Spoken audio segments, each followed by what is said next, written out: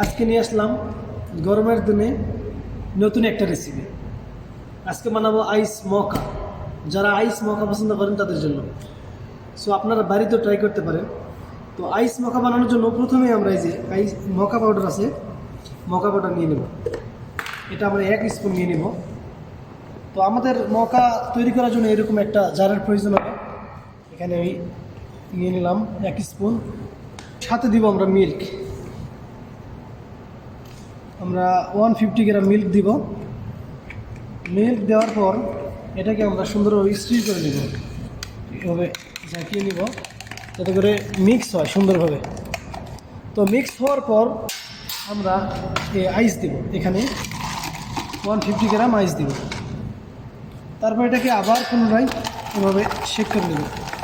আপনারা চাইলে ঘরেও এভাবে বানাতে পারেন ঘরোয়া পদ্ধতি। গরমের সময় আইস মকা খুব বেস্ট একটা ড্রিঙ্ক। যদি আপনি পান করেন তো মন অন্তর দুটাই ফ্রেশ হয়ে যাবে। তারপর এটাকে আমি সুন্দর করে এটাকে আমরা কাস্টমারের জন্য সার্ভিং করব। তো আমাদের মকা রেডি, শুধু বাকি আছে স্প্রেসো। এখন সাথে স্প্রেসো অ্যাড করে দেব।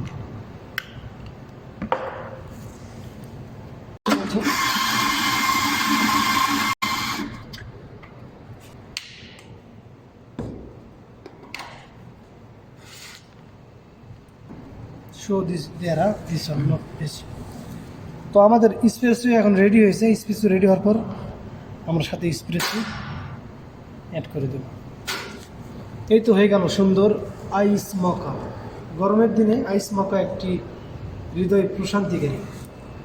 সো যারা আইস মকা পছন্দ করেন তারা লাইক এবং কমেন্ট করে জানাবেন। থ্যাংক ইউ, ধন্যবাদ।